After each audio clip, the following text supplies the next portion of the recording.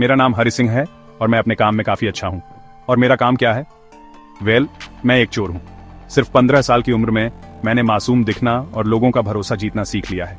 यह एक स्किल है, आप जानते हैं, जैसे डांस करना या गाना गाना। आपको प्रैक्टिस करनी पड़ती है। पुलिस और अपने पुराने बॉस से आगे रहने के लिए मैं हर महीने अपना नाम बदलता रहता हूँ। यह एक अकेली जिंदगी है, हमेशा भागते रहना, कभी कोई सच्चा दोस्त या सच्चा घर ना होना।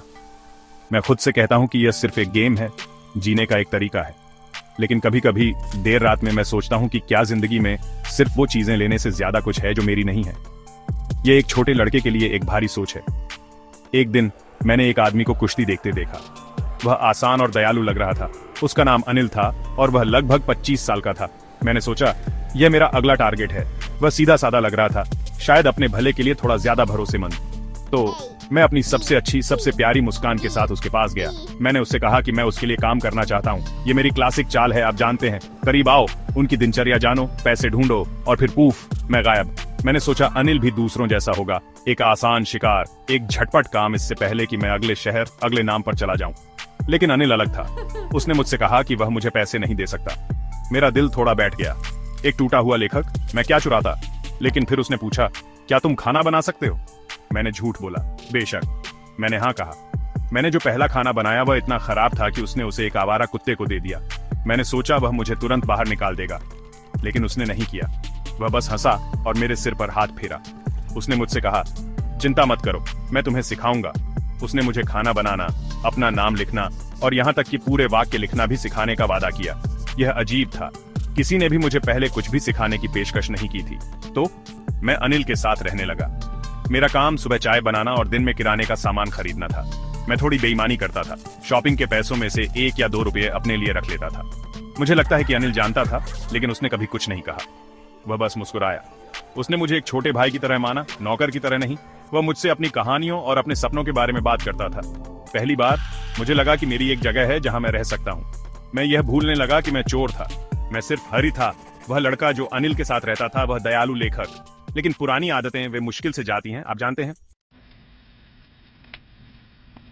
अनिल के साथ जिंदगी बिल्कुल नई दुनिया थी। यह शांत और छोटी छोटी खुशियों से भरी थी। सुबह गर्म चाय की खुशबू हमारे छोटे से कमरे को भर देती थी। वह धैर्यपूर्वक मेरे हाथ को गाइड करता था जब मैं स्लेट पर अक्षर ट्रेस करता था। ए, बी, सी, वह अपनी कोमल आवाज में कहता था। यह जादू जैसा लगता था, अर्थहीन आकृतियों को शब्दों में बदलते देखना। मैंने अपना नाम लिखना सीखा।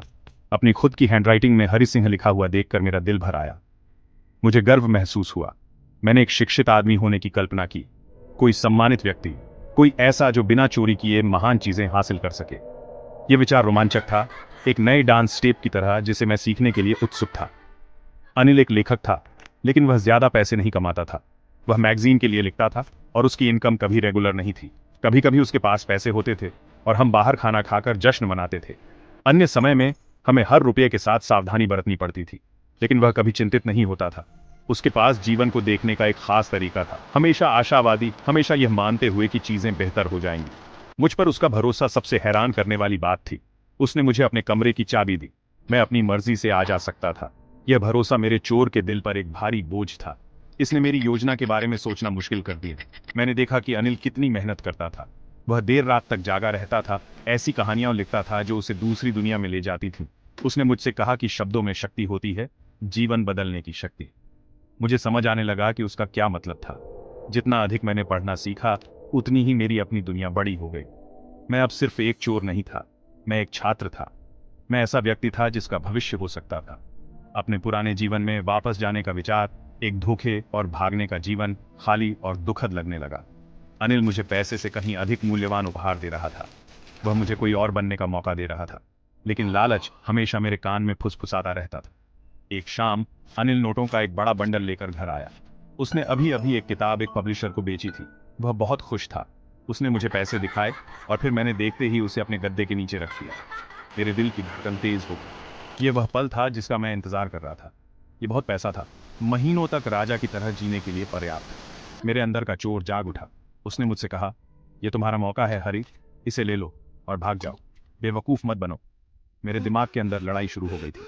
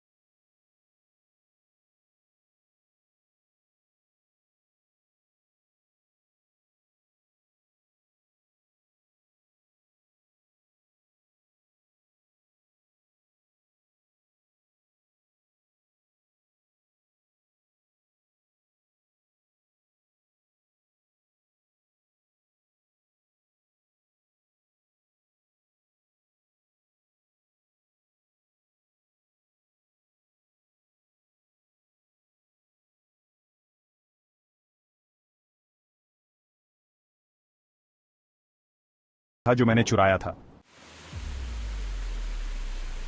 बारिश से भीगी सड़कों से वापस चलते हुए मेरा दिल शर्म से भारी था। शहर सो रहा था और मेरे कदमों की आवाज खामोशी में गूंज रही थी। चुराए गए पैसे वापस करना चुराने से कहीं ज्यादा मुश्किल था। मैं बेवकूफ जैसा महसूस कर रहा था, लेकिन साथ ही ऐसा भी लग रहा था कि मैं बहुत लंबे समय बाद पहली बार सही काम कर रहा हूं। मैं अपने कमरे तक पहुंचा और चुपचाप दरवाजा खोला। अनिल अभी भी गहरी नींद में सो रहा था। कांपते हाथों से मैंने गीले नोटों का बंडल सावधानी से गद्दे के नीचे खिसका दिया। फिर मैं अपने कोने में गया और सोने की कोशिश की, लेकिन मेरा दिमाग दौड़ रहा था। मैंने अपना चुनाव कर लिया था। अगली सुबह मैं देर से उठा।